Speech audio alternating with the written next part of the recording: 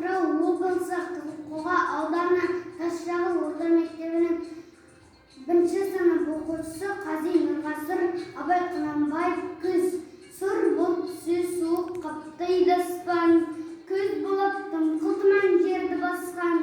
білмеймін тойғанына тоңғанына, жол қойнап бие қашқан тайдасқан, жасыл сөп бәйшешек жоқ бұрынғыдай, жастырдың мүшігімес бала солай, қайыршы жол көпірдей түсі кетіп, жапырағынан айырған ағаш қарай, біреу малына субсидия салып ең, салбыран қытартып тұр жыртық киім, енесіне иетіп суда жібін, жас қатындар қылар жаңа дейін, қасқына қаталанып қайтса білмен, астында ақ шымшыр ол үркермен, қай ауылды көрсемде жабыр қаңқа,